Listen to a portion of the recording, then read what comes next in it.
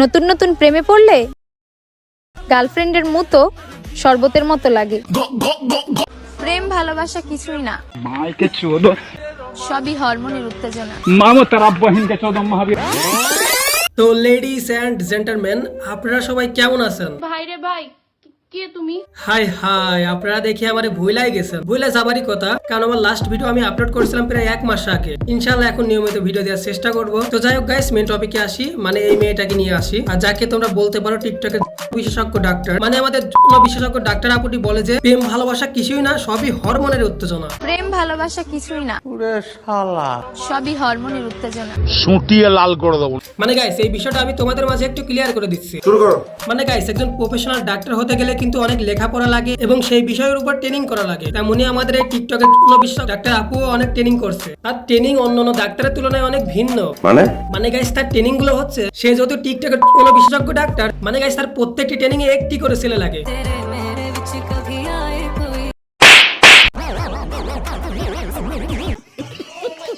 এবং সেই ছেলেটিকে নিয়ে এসে রুমে চলে যায়, ব্যাস তারপরে এবং প্রথম দিনের টপাটপির পর সে এটা জানতে পারে প্রেম ভালোবাসা কিছুই না, সবই হরমোনের উত্তেজনা। তোমার চোখের সামনে তো যা। এবং দ্বিতীয় দিন আরেকটি ছেলেকে নিয়ে এসে রুমে চলে যায় এবং সে তারপরে ঠিক এটা জানতে পারে নতুন নতুন প্রেমে পড়লে গার্লফ্রেন্ডের মতো শরবতের মতো লাগে।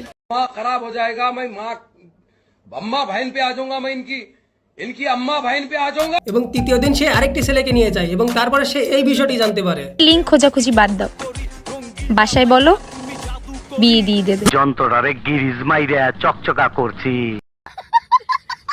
তো গাইস, আপনারা হয়তো বুঝতে পারছেন আমাদের এই ডাক্তার আপুরের ট্রেনিং কতটা উন্নত চলছে।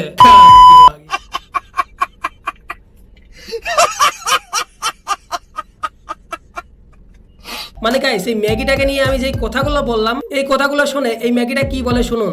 আমাকে রোস্ট করে খাইতেছো? আই ডোন্ট কেয়ার, কিছু করে খাও। হরে চুত মারানি, তোরা রোস্ট করে আজকে ভাত খেতে পারবো, আর এতদিন ভাত না খেয়ে আসলাম চুত মারানি। তুমি যদি হও বহুরূপী, তাহলে আমি হব গিরগিটি। তুমি দেখাবা যত ঢং, আমি বদলাবো তত রং। তো গাইস, ফার্স্টে ওর কুত্তার মতো চেহারার উপর একটু থুতু দিই।